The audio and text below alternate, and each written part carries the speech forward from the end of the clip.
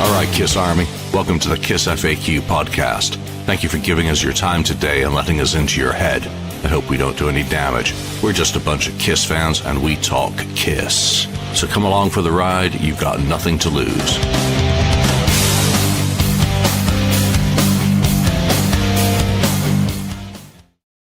All right, welcome to the KissFAQ podcast. We're just going into a bunch of topics from the board this week and current affair things because some things have actually happened in Kiss world. I'll take the opportunity to thank people who are joining us live as always. And if you're catching up with us after the fact, thank you very much. We appreciate your ears. Got a full panel today. Lonnie St. Louis Kiss, Mark's Almighty Mark, 69th Blizzard Ken, and Daniel. I've not heard your voice today. How's your mic? 1, 2. Perfect. All right. G. Chupko, Kai, Kiss Vids, Ronnie Parker. Thanks for joining us in the chat. So chime in with your thoughts and opinions and all this stuff as we go along. But let's just get straight in. This week, Ace World feature was I'm an Animal, one of the 1984 demos. So a little bit of history on that song before a remaster of the demo.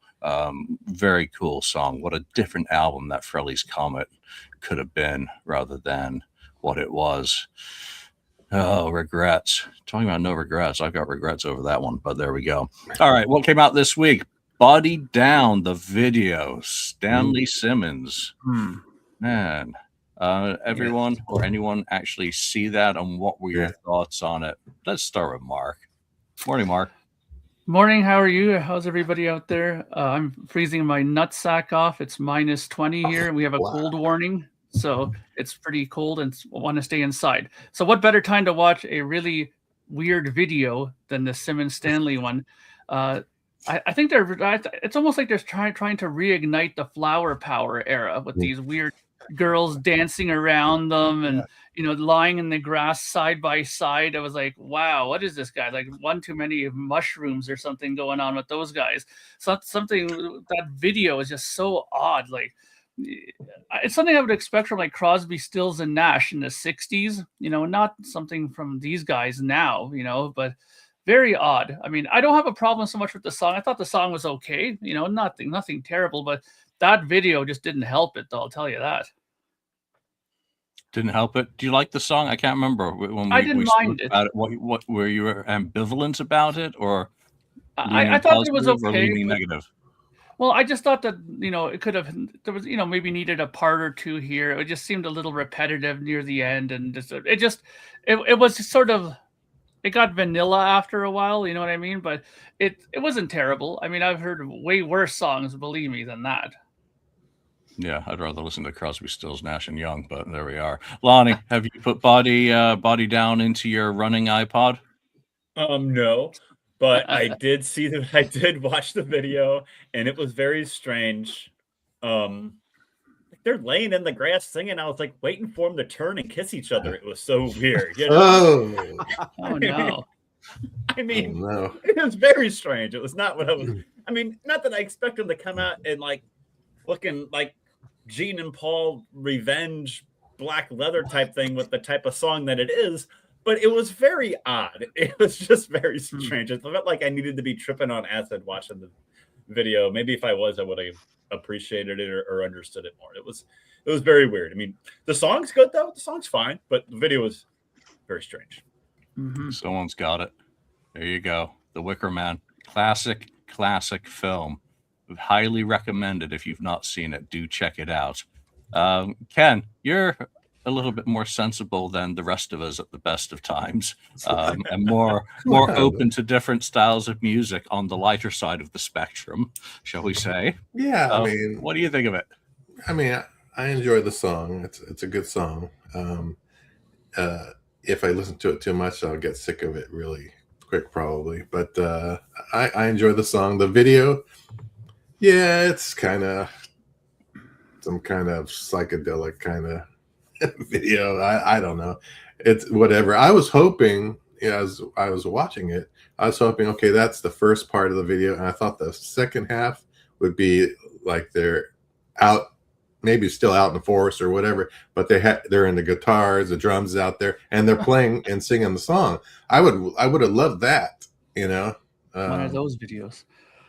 Yeah, I would have liked that. You know, the first half has this, and then the second half, and then the girl could be dancing around them while they're doing it. You know, that should be the director or something, right? Yeah, hey, why not? So, but yeah, I think it's okay. Otherwise, it's a video. You know, what are you gonna do?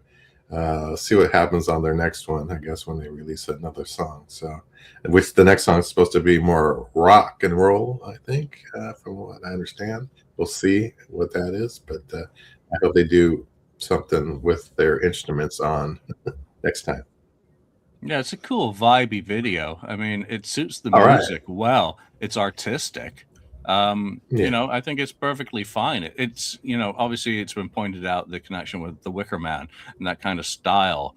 But also there are kind of parallels in some ways with other creepy videos, you know, with the girls, you know, like the zombie nymphettes, whatever you want to call them.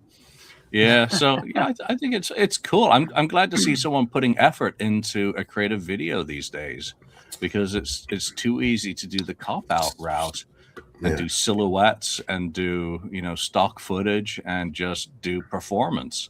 So here they are trying to at least be creative and do something else. I mean, Daniel, way up in the north of Scandinavia, where death metal bands get lost in the forest making their videos, what's kind of your take? You're the man of nature here. Well, it kind of looks like me and my pals back in the 90s doing our own videos outside, you know, hiding behind pine trees and looking out in front of them, you know. So, well, I think the video was really underwhelming. I think that, you know, having seen the talents of both these guys, especially the voice that Nick Simmons possesses, and when he turns it on and he's very similar to that guy in The Doors, I think the song is, like Mark put it, pretty vanilla. Nothing really happens, and sort of boring. And by tying the guys to a tree and having them lying on the ground, they can't show any, you know, moves. So they are just like, you know, they're not doing anything in the video. So it gets pretty boring pretty fast. And as Lonnie put it, I'm just glad they didn't kiss each other. Not that there's anything wrong with that, but, you know, I would like to see that. So I'll say not very good. Not very good. Okay. Well, to each their own, and at least they're forging their own path. And there wasn't any blood spitting fireballs, flash pots, or levitating drum kits. It's all original. And you know what? It's not Kiss. It's Kiss's kids. You know, getting together and making their music. Through the trees. like Tarzan. Well, I guess the big news this week is going to be the Record Store Day releases, and I don't even remember the date now that Record Store Day falls under, because I don't participate. April 16th or 18th, somewhere back. Yeah. So 18th maybe, I don't know. Let's start off with the big deal here. Is Kiss is finally on board and doing something in relation to Record Store Days. If you look back through our episodes, we will have talked about what if Kiss participates in a Record Store Day, what would we like them to do? And in amongst the thousands of ideas, I do know that we will have talked about reissuing old promos, you know, I think we did. in some form. And it's the 50th anniversary of Destroyer this year. So I'm actually very surprised that they're going to reissue basically what was the catch-up promotional item for Destroyer. You have to remember, Destroyer came out in March 1976 while they were still on tour, wrapping up Alive. That tour continued, and actually they did a catch-up tour and Canadian tour in April 76. Then they went to Europe for May and June, which was still Alive, and then they had to restart promoting the Summer of 76, or Spirit of 76 as it was, Summer of Satan, Spirit of 76 tour. And that's where the promotional release comes into play. So 4 songs on it. They haven't changed up any of that. Anyone who wants to complain about we've got this music. Why do we need this music again? No, you don't need it, so you don't have to go buy it. But they're actually doing something, I think, is the main point about this on black splatter vinyl. Black and white. It's not gonna devalue your original one if you happen to have one of there's two versions of this, I believe. The American one, which has this cover, and the British one, which is a 7-inch single, which I would much rather have seen, just because that's my one massive regret that I sold mine. Let's start with the person most likely to buy a Record Store Day release. Ken, thoughts? Who? Well, yeah, I mean, I almost believe we said, or one of us said, I think, on an episode, because we've been complaining about this for 10 years now, I think. Oh, yeah. And I think One of the ideas was to, re-release the promo stuff. I think we've mentioned it, so maybe we instigated this for good or bad, maybe. But I think it's it's good that they finally did it. I don't know if this was the best choice. Maybe, I don't know. I think it's good for the collectors of vinyl who want this album, which is semi hard to find, right? The EP first of all at a decent price, because they're not cheap. I had this actually. I sold mine a few months ago, the original OG of this. So I will probably get it because I made okay money on it. I probably get this since it's only going to be. From what I'm hearing, it's going to be around $32, which to me is a little on the expensive side for four songs. So that's the only part I don't really care for. I know they did. The original was in 33 and the third RPM, and the new one is 45 RPM. That's the difference there too. But besides the colored whatever. That's good. I'm not sure about the center label or anything like that because they had a picture center label. But anyway, yeah, I think it's good for the collectors out there. That's why I guess pressed 10,000 of these. So I don't think they're going to sell out too fast. So I think whoever wants to get one will be able to get one. But I think it's a good start, at least, for KISS doing this, Record Store Day thing. Yeah, just a quick correction. The release date is April the 18th. Okay, the 4 songs that are included on this are Beth, Do You Love Me, Flaming Youth, and Detroit Rock City. It's not specified which versions of those recordings are going to be on there, whether they're from the most recent box set masters or whatever. I don't think it ultimately matters. I wouldn't imagine this is something too many people are actually even going to open and play, let alone, care about having yet another version. Okay, second most likely person to participate in Record Store Day, Mark. Yeah, I think it's an excellent idea. I mean, considering that it's from that record, I think that it's a good idea that they're doing it, mainly because, for people who want to get this, it's always been an expensive item to get, even for, for, like you said, Julian, most people may not even play it because it's more of just a collectible piece more than it is to get the music, right? Unless they were to do some sort of alternative mix of it, which I highly doubt they're going to do anything like that with it. But I think it's a good idea. Finally, KISS gets aboard the Record Store Day thing. I mean, there's so many other artists that we all love who have done this for years already. It only took this long for KISS to finally hop on board and do it. I mean, even the solo artist records came out before a KISS one. Bruce has been doing it. The Eric Carr ones have come out, and yet no KISS ones. But I'm glad this is coming out. I will definitely get it because I've always wanted it, but I'm not going to sell my kidney to get one. So I think it's a good idea, and I have a strong feeling that if it goes decently well, that we'll see the Rock and Roll Over one go, and maybe we even get the Taste of Platinum might get reissued, too, as well. That would be a good one to do as well. But I think they're maybe. You can tell this is their first run at it. First of all, the price seems a little high. I think they'll learn that that's probably maybe a little too high of entry price for these kind of things. But the other thing is that they're pressing 10,000 copies, that's being a little optimistic, in my opinion, that they're going to get rid of 10,000 of these, and plus, if you want it to be more of a collectible item, you know what the trick is, guys? You sell less of them if you want it to be collectible, not 10 to 15,000 copies of it, right? So, but either way, maybe that just makes it better for people to go and have a chance to get it, right? I mean, I'm sure I'll get one. I think a lot of people will be able to get it, but I think it's a good idea. Yeah, Daniel, any interest whatsoever for you? The problem is for the Kiss fans like I, who entered the Kiss fandom when vinyl was on its way out. I don't have this nostalgic feel for vinyl or old releases, so it does nothing for me. However, I have to say that it's good that Kiss is a part of Record Store Day for once. I mean, it's a good way to open up to being a part of this, because they have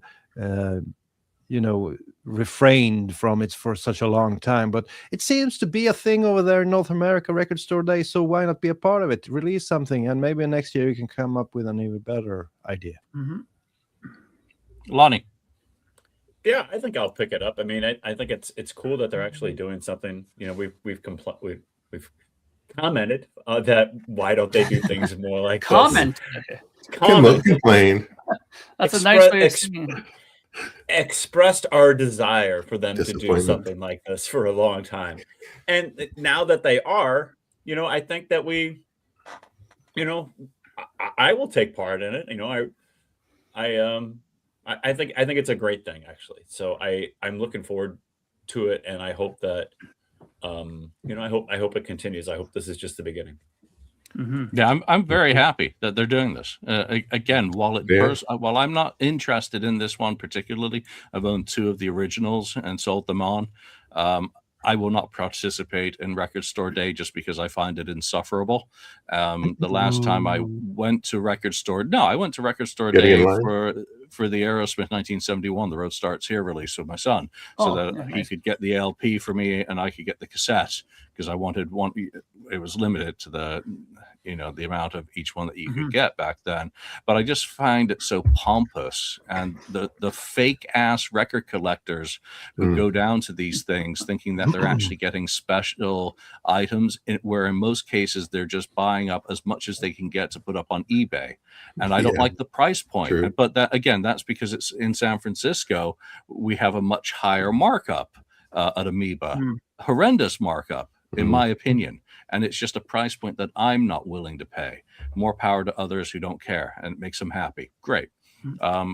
We have wanted stuff like this, I think, for celebrating the 50th anniversary of Destroyer. It's a great release. It's an absolute no-brainer in some sense. And if they do the Burns Media again, or Rock and Roll Over, or they do I don't think they can do the Burns Media, because that's obviously Burns Media. But if they do the EP, the Rock and Roll Over promo EP as well, then start building up a nice little set of reissues at a price point that allows a lot of people to participate and fill those slots in their collection. And, it's going to make them happy. So I'm all for it from that perspective. Don't worry about me not being into it because I hate, missing out on stuff and ending up on eBay. That's just me. And again, this is going to be like $39.98 at Amoeba, or even more. And I ain't doing that. I'm not doing that for anything, really. It's just not worth it to me. But that doesn't mean that I'm not excited to see this. I'm thrilled that something that we've commented on, thought about, pontificated on, is actually surprised me. I didn't know this was coming. I hadn't heard a peep on this one. Wow. So when those posts drop, I was like, hell yeah. Very cool. But again, when you've held the original, and they are tough. I think I sold my last one for $175, and that was actually under market. That's a good deal. Well, it was going to a friend, so I basically, I wasn't going to gouge. If I put it up on eBay, then all bets are off. They're not cheap. Yeah. So let's talk about some of the other Record Store Day releases. I was thrilled. I would actually have bought this when I saw this. I agree. But you know what? I like the cover.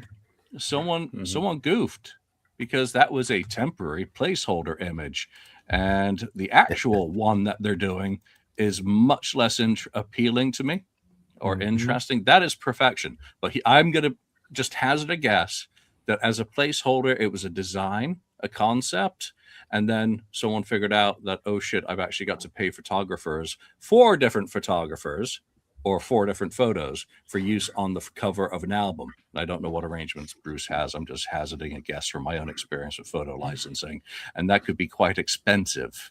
So instead, you're getting this, which I think AI.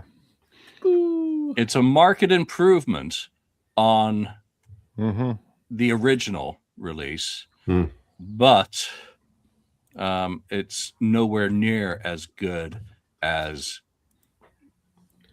I'm surprised they're allowed to put that Marshall logo on that photo. I don't know about that. Free advertising for Marshall, would they really care? Well, you never know in this day and age. You never know. All right, Mark. Well, let's talk about it. Transformer. Any interest for you? This came out. I can't remember what year it came out.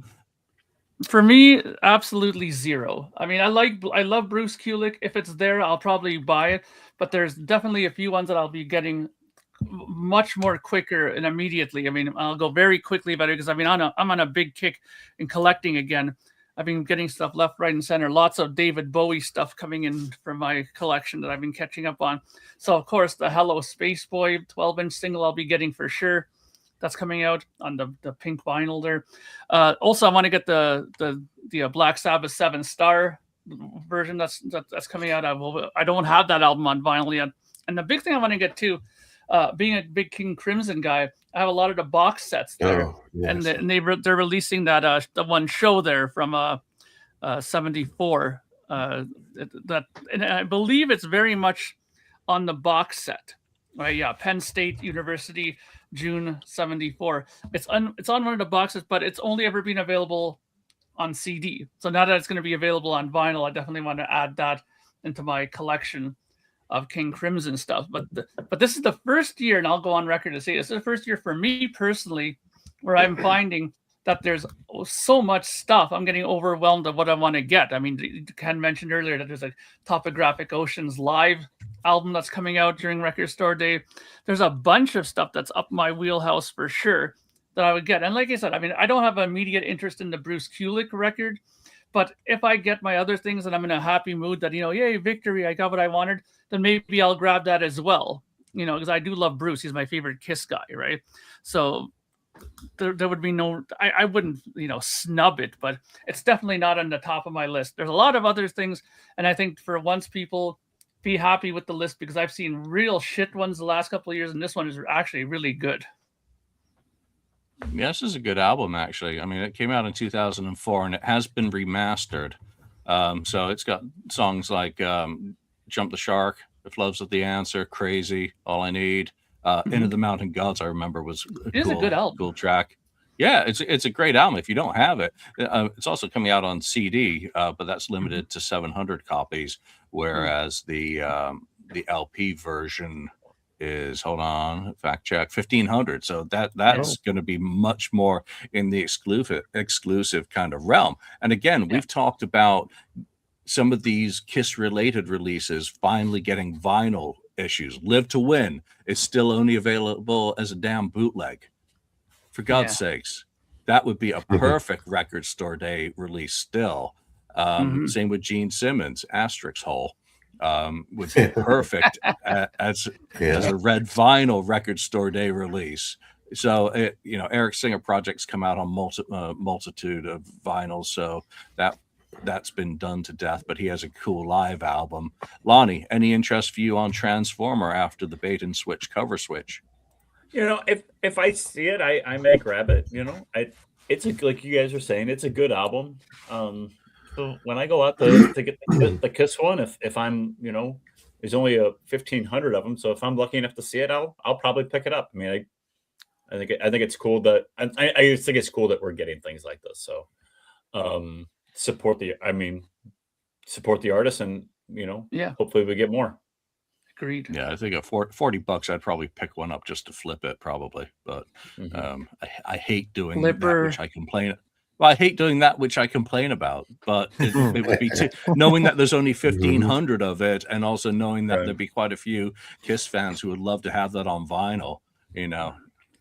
Again, I'd probably just do it to cover my costs, like I usually do. Daniel, any interest in this one? I guess. I can't believe you guys say that this is a great album. I mean, those first two Bruce Kulick albums where he tries to be the lead singer are terrible. The music is great, but he ain't no singer. He ain't no singer nowhere. I can sing as well as Bruce Kulick. So the first time he really hit the stride was on the third album, BK3, when he used some guest vocalists. That's a pretty good album. But the first two, Audio Dog and this one, I think the music is great. I mean, if he just didn't sing on any of the songs and just left them instrumental, I could probably get it. But with those vocals, man, it's a tough sell for me. I mean, I don't like the way very he sings. harsh Swedish opinion. He plays it so safe, no emotion, nothing when singing. But come on, guys, you got if anyone think Bruce Kulick is a great lead vocalist, you need to get your ear checked. I mean, no, he's terrible. not. But Gene's not a great singer compared to other people. Compared to Jeff Tate or somebody, he's not a good singer. But come on, Gene Simmons versus Bruce Kulick. It's like, wow. He's better. What do you say, Ken, about that? Gene Simmons, Ken. He's not a great singer. Gene Simmons is a pretty good singer. Of course, he's better than that. Yeah. I mean, and he can change his voice into different styles too, which is kind of unique too. Yeah. But I have to say, it's great to see that Bruce does something with his older albums, and I was especially interested in that first cover that was a no-go, the Crazy Night, that one. That made me look twice because I think it was a great. I had never seen that image before, so I thought it was a great way to pay homage to his Kiss here. So unfortunately, that wasn't the cover to be. So I won't buy any of those two first Bruce Kulick albums. That's for sure. Lonnie, you got me already. Who didn't I get? Ken? Me. Yeah. Sorry, Ken. That's all right. So Transformer, I probably will not be buying it. Nothing's not due to the cover or whatever. One of the reasons I will not buy it is because the Culture Factory, their pressings are not good, and they don't sound that good. I've had experiences in a couple of their pressings, and it's just they're kind of flat sounding. It's their mastering is not good, I don't think, Mark. So that's one reason I wouldn't do that. I mean, if it was maybe done by someone else or by another company or by maybe Music on Vinyl is very good at doing pressings. Those sound good. So anyway, that I probably won't get that. So some of the other stuff I might get is, of course, that Kiss one, but I'm looking at the Cars live Heartbeat City tour, that one. And then another live Foreigner 81 live. There's a Judas Priest live too. 90, but I have a Judas Priest from the last time, which was really good, which was around the time of Screaming for Vengeance, and that one was really good.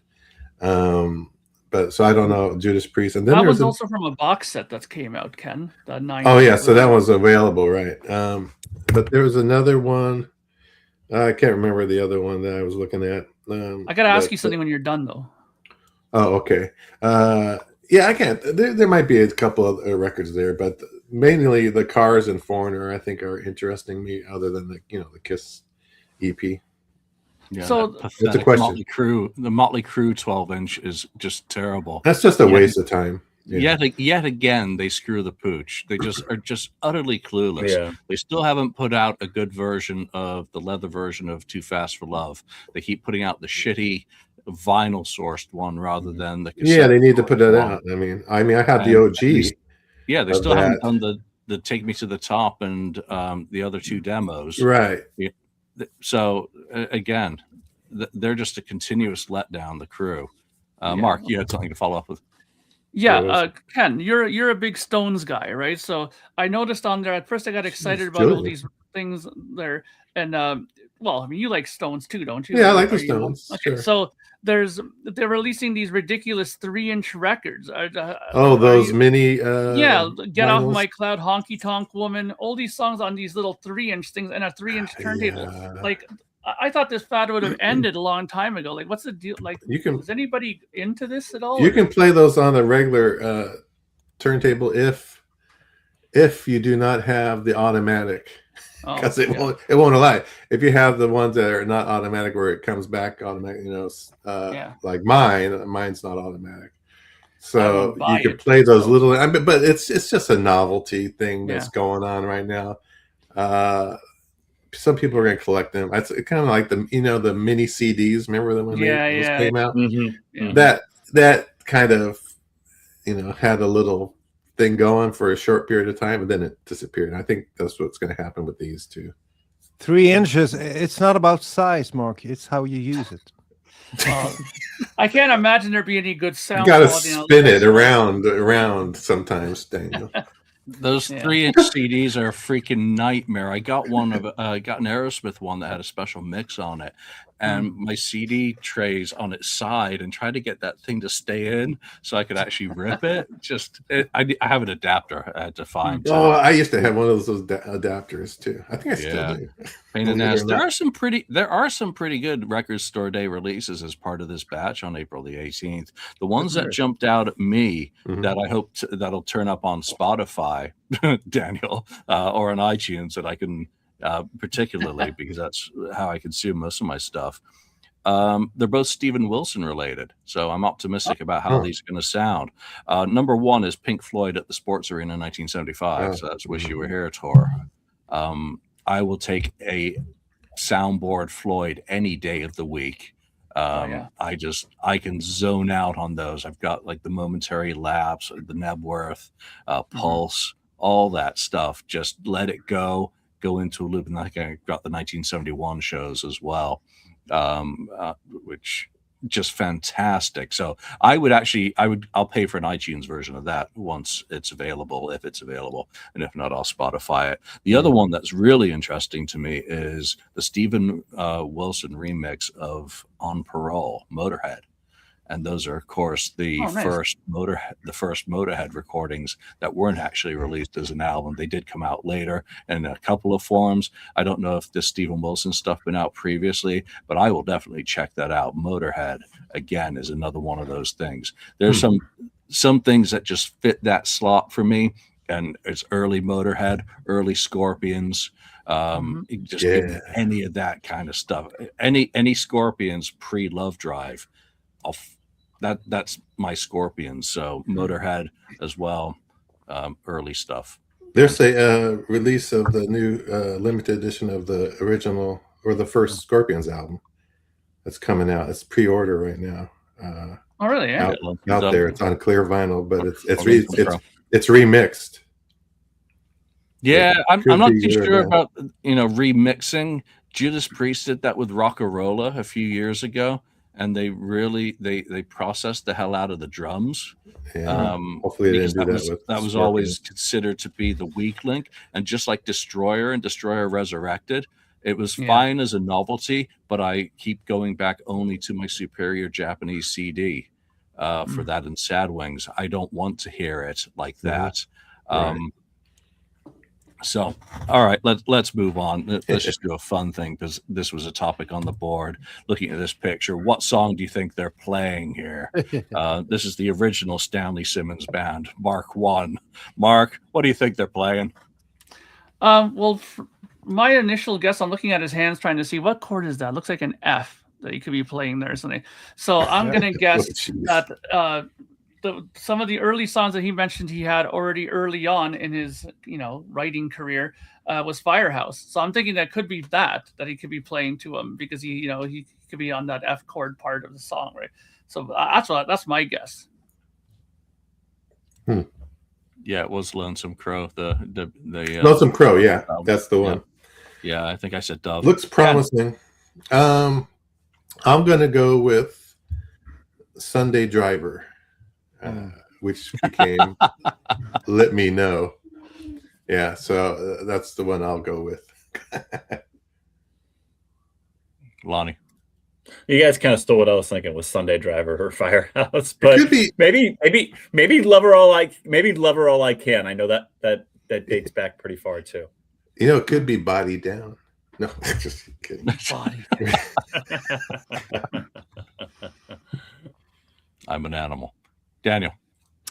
Well, I don't know what he's playing, but I can't get around. I can wrap my head around how bad Gene looks back in those days. I mean, the Unholy Beard looks so cool, but that's not a good look for Gene. I can't. Oh, I recognize You him like the on beard on Gene. Yeah, I like the beard on Gene, but what the hell is that? And that curly hair and everything. Wow, that's natural a bad curly look for hair. Gene. Yeah. So, but Paul looks cool in that mustache. I like that, but Yeah, I think that's a cool mustache. I don't know about that. Hell yeah. 70s that's mustache. your. I don't know. Sunday Driver is a good guess. Yeah, I firstly I thought it was Sunday Driver, because look at Gene's expression, and this has been AI enhanced just for clarity, because that photo is not the greatest quality. But Gene's just like, yeah, someone else can actually write songs too. Actually, you could just imagine. Yeah. Gene, that's not bad. Yeah, that's pretty good. What's that picture behind them on the wall, Julian? You figured that one out? I have not figured that out, and someone did years ago, and I was looking to see if I could find the reference.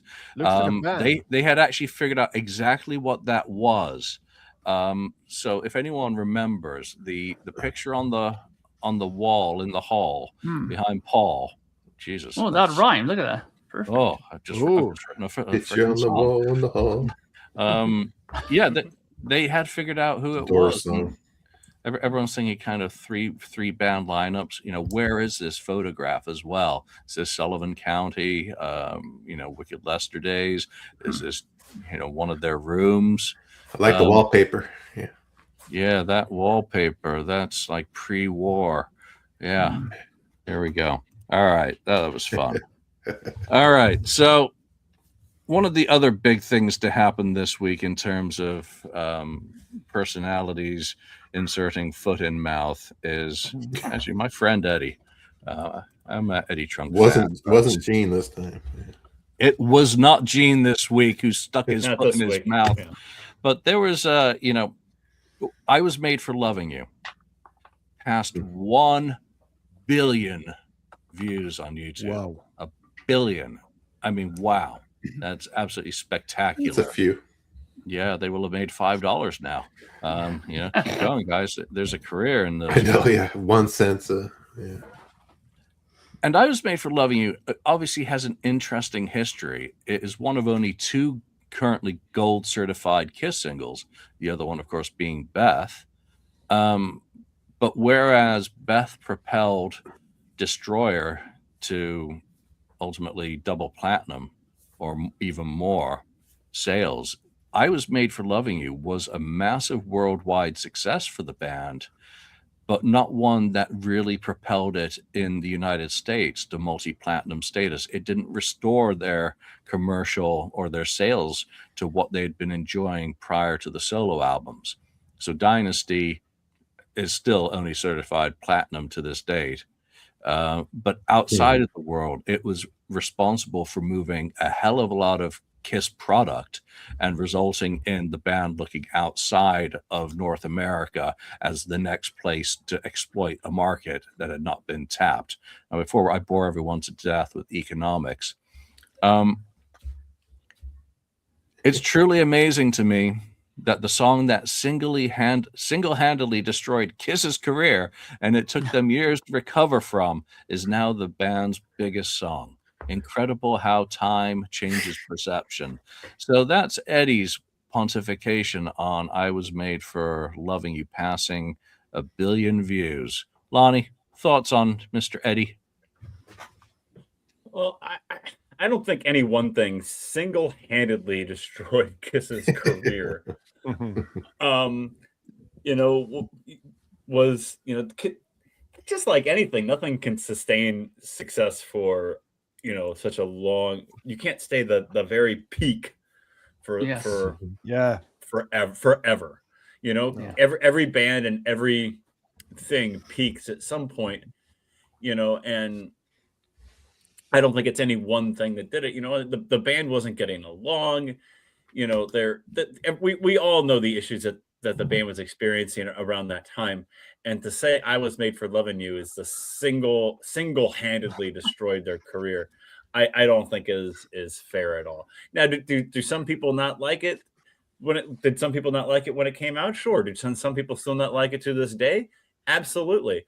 But I think that I appreciate the song. It is, I like the song actually the way it sounds live, and especially like when they did it in the early 90s, I thought it was really good when like the Live 3 version of it's really good. And you listen to some other recordings of that version of the band. I think the song sounds great and it fits in with the live show very well. So, it's not, it's just saying stupid crap to get clicks on Twitter at the end of the day. So, no, it did not single-handedly destroy their career. I think it's stupid. Mark? It's funny that Eddie would be so foolish to say something like that. The thing is, I was sure I was around very young at the time when this song came out, and I remember my sister saying that they weren't too happy with it and stuff like that. But I don't remember it killing. Nobody was burning their T-shirts and stuff like that, afterwards because of it. But one thing that's very interesting that he seems to forget here is this song, for all its, the problems that people seem to think it has, gave another whole new life to the whole fan base, because a whole nother generation of people started liking Kiss because of this song. I remember the funny thing is, there's a commercial here in Toronto for a radio station here called Q107, and one of their television ads was they showed like a bunch of, now just hear me out before you start flipping out. There's a bunch of sperm they show, and on one of them it has an eye, like a Paul Stanley star on it, and it goes into the egg. And then all of a sudden it says, and you see the baby start growing, and it turns into a Kiss fan. And they say, Q107, greatest rock station of all time. So they're using that song in the background as that sequence happens. And that song has been used in a lot of commercials here in Canada for different things, not just that, but for other things as well. And, Joe Average, who's sitting at home, who probably doesn't even know Kiss, starts to like the song and looks it up. Oh, what's that song? I kind of like that song. And next thing you know, you have a whole next wave of people that start listening to Kiss because of that. I think for all the things that it's done to damage their career, I think it's actually done a lot to maybe bring some other people in there. Yeah, I think it's, number one, I think it's factually incorrect. Again, this song is the song basically that gave Kiss a $20 million record deal with Phonogram in April 1980. I think if Eddie had said that Shandy destroyed Kiss's career, that would be a little bit closer to the truth. But Kiss's career was already on that downward trajectory. Everything after the Phantom, the solo albums, it's a cascade of hubris. They had lost the plot. They had lost track. There's nothing wrong with I Was Made for Loving You. Everyone was doing disco rock songs at the time. Angel, the Rolling Stones, just a contemporary and one of the big guns. Not Blondie. The CBGB crew were doing it. So there was nothing destructive in having a song that was inspired by the sounds of the time that was a hit single. So just the fact that it's factually incorrect, but I do get it that he was probably one of the fans in 1979 who, as we just saw in the chat, spun Hard Times 10 times more than the A-side on that single and knew what he wanted. Yeah. Daniel. Well, I think it's mainly the thing that most things last 5 years when it comes to popular culture. Kiss, I don't think it would have mattered what they would have released. They would have lost some popularity. It's the same with, if you watch like a series, a TV series, after season 5, it gets worse, and you lose a lot of views and viewers. Just look later on when I was a teenager and grunge started happening. Like Nirvana, Stone Temple Pilots, Soundgarden. Yeah. It lasted even less than 5 years, and they were so hot there in 91, 92, and by 96, when Kiss did the reunion, they were on the downslide. So you have very limited amount of time when you can stay on top. I mean, really at top. Some bands, stay on top for a longer time, like Metallica or stuff like that. But most bands have 5 years, and then they get, people get nostalgic after 20 years, and then they get a second wave, sort of. I mean, even at that, I mean, I saw Metallica in arena in like 2004. It was 3/4 of the way empty. Wow. I mean, not kidding. So, I mean, it's tough to sustain success. But I have to tip my hat to Eddie Trunk, because I listen to his podcast almost every week, and I think he's important for heavy metal and rock and roll. He does a great job, but this time it was way off the mark. Yeah, I agree. Well, part of the problem is Kiss oversaturated, the market at the time. Not just themselves with how much albums they're putting out, but with the merchandise started happening and the toys and all that stuff too. That turned off some diehard fans. But what's funny about the Eddie Trunk comment is he came in at, I think, Destroyer, from what I remember, Eddie Trunk, and that had Beth on it. You think, that kind of song saved them, a more commercial type song back then. And then he says, "I Was Made for Loving You," killed him. It just doesn't make any sense to me. It was a combination of things, like I said, oversaturation. The solo albums threw the fans for a loop because of some of the music wasn't as expected from a couple of the members, Gene and Peters. Though they probably should have expected Peters. Gene's was the one I think was more shocking to people. I think, though it didn't bother me. And then the Phantom of the Park thing kind of did. I mean, it was so many things. It wasn't "I Was Made for Loving You." So I think it's cool that that it's got a billion or whatever views, but I think a lot of it, the popularity of "I Was Made for Loving You" came probably after in the 2000s. It became a lot more popular than it was before then. I think there's a really grown in interest with the covers. That there's last year a cover of "I Was Made for Love You" by what's his face, I can't remember, what's his name, anyway, who performed it. It was part of the movie, Fall Guy movie. So yeah, he's wrong about that. It wasn't the single-handedly thing that took them down and where they had to work their way back up again. I think it changed Kiss. I think it changed Kiss because it made Paul see that if you follow the trends, you can get ahead. Well, it started the trend thing, yeah. Yeah, it started the trend. So then he started following trends for the decades following "I Was Made for Love You." I'm glad you said that, because that's a very perceptive comment. That's the start of the trend chasing. I really thought about that. But again, that 5-year span, think of the pre-Alive fans when Destroyer comes out with this polished slab of uber creativity versus the hairy gorilla music that was honest and four on the floor and very simple. All of a sudden it becomes that. And that alienated a large segment of the original fan base when Destroyer came out.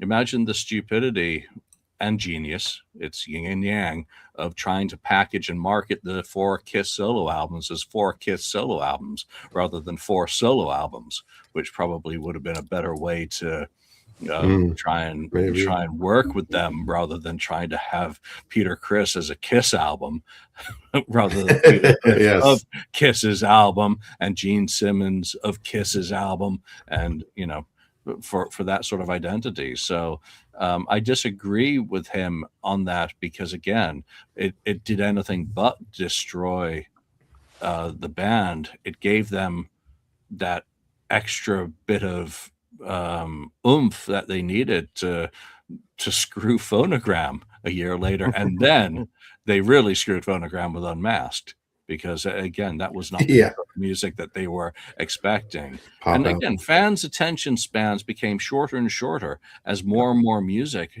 gained. It was all an emergence of heavy metal and hard rock all through the 70s. It was growing into something that was, next year there's a new thing. This year it's AC/DC. Next year it's Def Leppard. Then it's Quiet Riot. Then it's Rat. Then it's Dokken. Then it's Metallica. Guns N' Roses. Yeah, Guns. That bandwagon to jump on becomes a very short, treadmill. You're only. It's not even 5 years, which, by the way, is one of the very best David Bowie songs. 5 years becomes 5 minutes. Best one. That's almost the attention span of the Goldfish. Is 5 minutes, if that, and then it's next. There's some more kibble in the pond. So, oh God, jeez, Youngblood. That's it. Youngblood did the cover. Talk about one of the most overhyped human beings. Yeah. I'm really thrilled that it's British. It's a British guy. Yeah, he's British. He single-handedly ruined Aerosmith. Well, I'm not too bothered by that, because Steven wants to remain relevant, and he'll clutch onto any Barbie doll, and Youngblood's just the most willing victim. And his version of Changes at the Aussie thing was spectacular. Yeah, but for sure, he is so overhyped. He doesn't have any identity as a musician currently, other than a pose. So I'm not going to call him a poser, but until he actually starts writing some catchy, metal or hard rock or whatever he wants to do in terms of placing himself in a genre and having some credibility there. Right now, all the attention he's getting on is hanging on other people's coattails, hanging on Grandpa's coattails. So Ace got a mention at the Grammys, very briefly in the memoriam, which was rather nice. Let's get into a couple of other topics. I think it's a good one to move on. This is on the board as well this week. Hard Luck Woman, calculated, generic, or contrived, and contrived. What's your take on that, Lonnie?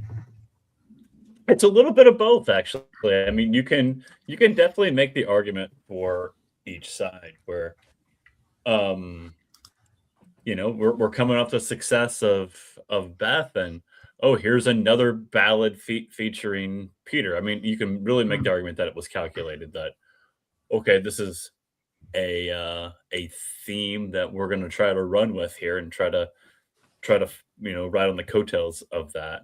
So, I definitely can see that the argument that it's calculated, but I like the song though. I mean, I think it's a good song, and maybe if Beth doesn't have success, does the version of Hard Luck Woman on Rock and Roll Over feature Paul Stanley singing it? Do we get Hard Luck Woman with Paul Stanley on lead vocals if Beth isn't successful? And the answer might be probably.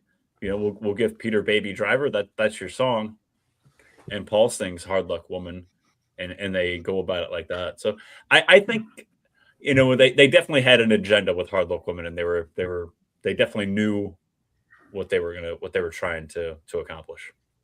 Does Hard Luck Woman exist without Beth? Maybe, That's maybe. That's kind of the catalyst. Ken, generic? I don't think it's generic. I think it was deliberate to try to write a song for Rod Stewart, to give to Rod Stewart, as Paul Stanley says. I don't know if I believe that truly 100%, or he just wanted to write one that was in that, kind of framework, like, Maggie May or something like that. I think it was fantastic that idea to have Peter sing it, though. I think Peter singing it is a much better than Paul Stanley singing that song. It fits Peter's voice just so well. We've heard Paul sing it live and some other things after the fact, and I just don't enjoy it as much as when Peter sings. When Peter, right before the reunion or the tour, the LA convention or whatever it was, yep. Unplugged stuff, when Peter joined them on that and sang, is like, it's like, wow, yes, this is how it's supposed to be. It just sounds so good with his vocal, just perfect. So, but is it contrived from the standpoint of trying to write a Rod Stewart hit? Yes, but it getting on a Kiss album, I don't think it's on purpose. It was there, he had it, and it worked. And I guess because of Beth was a mellow song, they figured, yeah, we should have a ballad again. It did work well last time on Destroyer. Let's put another ballad on the next album, even though they were trying to get away from Destroyer sound wise. So anyway, yeah. Daniel. Well, I think you guys have great thoughts about this song. I would have liked to see what would have happened if the legend is true that Paul Stanley wrote it for Rod Stewart. What would have happened if Rod Stewart would have released it? Recorded it and released it. I think it could have been a pretty good hit, because it truly sounds like a Rod's. It would suit him just perfectly. Might have been bigger hit.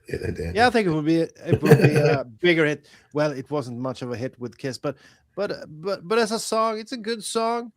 I'm not a fan of the balladist style that Kiss wrote back in the day, like Beth and Hard Luck Woman. I don't go back and listen to that stuff a lot, but I would have liked to see Rod Stewart release this song. It could have been great, and I think it fits Rod Stewart more than Kiss, to be perfectly honest. Mark. I don't know. I find it weird. I mean, this whole theory of, Paul wrote the song for Rod Stewart. I mean, if anybody's going to know how to write a song like Maggie May, it's Rod Stewart. I mean, why would he need somebody else to write it for him? That doesn't make any sense, really. But who knows? Maybe he did, and maybe that's just the excuse he needed to approach using it. You know what I mean? Say, well, I wrote it for Rod, but I think we should do it, guys.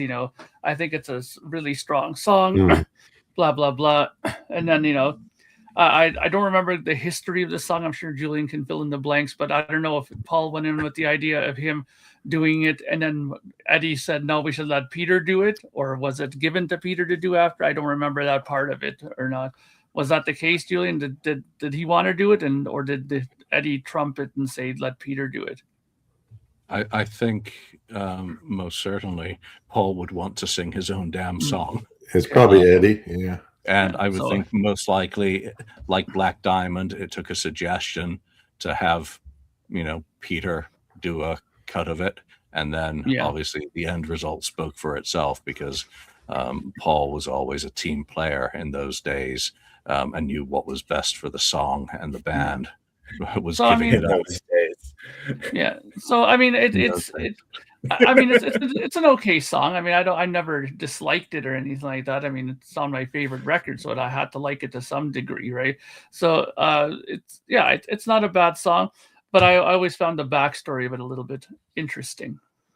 I think the backstory's fishy. I mean, I wrote this for Paul, Rod Stewart. Yeah. I mean, that's a getting a little bit above your station kind of. I'm just going to write songs. Is Rod Stewart writing songs for Paul? Yeah. So I think that's just a really good yarn. But I don't think it's calculated. I think that's very unfair. It's certainly unfair to call it generic. Hard Luck Woman is anything but generic for my tastes. And contrived, most certainly not. I think the song is thoughtful, is a better word than calculated. It has a less negative connotation, but vocally, having Peter sing it, I think, is very calculated, in that it suited his vocal style much better, and it sounds authentic and legitimate coming from him. That said, if they do a Rock and Roll Over box at any point, I hope there is a studio version of Paul singing. The Paul version of that, yeah. If there's things that I would love to hear, that I have no idea if they exist or not, it would be Paul doing the studio version of Black Diamond on the 73 demo, and it would be Paul doing the full vocal take of Hard Luck Woman. So I don't think I don't think you say anything negative about Hard Luck Woman. I think in some sense also, it's very much not calculated, in that they didn't believe that Beth was a Kiss ballad, because it wasn't a Kiss ballad. It was a pre-Kiss Peter Criss, Dan Penridge ballad touched by Bob Ezrin to become magical. So Paul would obviously think, I don't play on it. I have nothing to do with it. I'm not on the acoustic guitar. Ace is nowhere near it. Gene's nowhere near it. That's not a Kiss ballad. I will write you a Kiss ballad. And the guy who brought you Mistake, and potentially some Molly on Wicked Lester, did show a different side of him creatively. So it's not too surprising in hindsight. So it's certainly not. And years later, he gave us that classic, I Finally Found My Way to You. Oh, gosh. Oh, I thought you were going to say Bang, Bang You and Read My Body, you know. Oh, gosh. All right. So that's some topics from the board this week. Whole bunch of things. Thank you for everyone who's chimed in during this episode. Kai asked, a new soundboard recording from the Olympic pool on the 24th. Ooh, I'm going to have to find out if that is indeed true, because those Japanese shows are some of my favorites from that lineup and era, as they start to bring in more of the classic songs into the live set. So I will find out on that, because that would be very cool. Haven't seen any cool bootleg surface of late with anything new and exciting, which is kind of disappointing, but there we go. Who knows what's going to come down the pipe at any time. All right, that's it for this week. If you've been here, thank you very much for joining us, and we'll end it there. From Lonnie, Ken, Mark, Daniel, and myself, thank you for joining us, and we'll see you next time.